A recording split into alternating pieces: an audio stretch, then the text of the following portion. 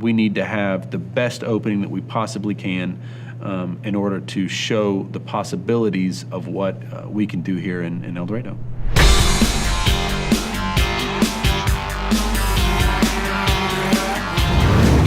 There's an appetite in South Arkansas for a betterment of what we have. El Dorado has lost population over the last decade or so. Our population's gone from 25,000 to about 19,000 in El Dorado, which mirrors a bit of what's going on in all the communities south of Little Rock. The city and others engaged a gentleman named Roger Brooks to do an in-depth study of the strengths and weaknesses of El Dorado, specifically in South Arkansas in particular. I was teaching in Georgia, and I got a phone call from Edwin Alderson. He asked me to join he and Claiborne Deming and Madison Murphy and Knox White. We all went to lunch at Fay Ray's, and they had sent me this email from this fellow by the name of Roger Brooks. Who came up with the idea of hiring a guy named Roger Brooks? And he had this crazy idea to start a Shakespeare festival in El Dorado. I don't know, it certainly wasn't me.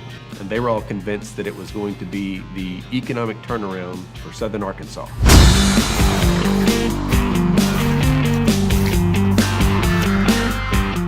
We needed something that was going to appeal more locally.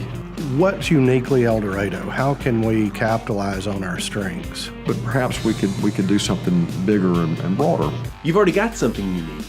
El Dorado has all these beautiful historic structures. Instead of worrying about one little place, if you truly want to have the impact that you think you have the potential to create, well then, look at these structures, look what's possible in them. And he started to imagine this district that could be built over this entire 6-block area. We've been marching forward like crazy now for, well, 2 years almost trying to get this done. And now the finish line for phase 1 is well within our purview.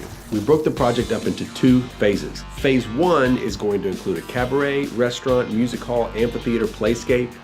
Phase 2 is going to include a vaudeville theater and an art gallery. This is both exhilarating, it's terrifying. We all know that building this is hard but relatively easy. Marketing it to the city and the region, that was killer, but you need something to market. And once we get phase 1 and phase 2 up and fully operational, this entire district will be a destination that you'll have to come see. We can start to feel palpably what those first 5 days of entertainment will look like at the end of September, and it's great. It really is.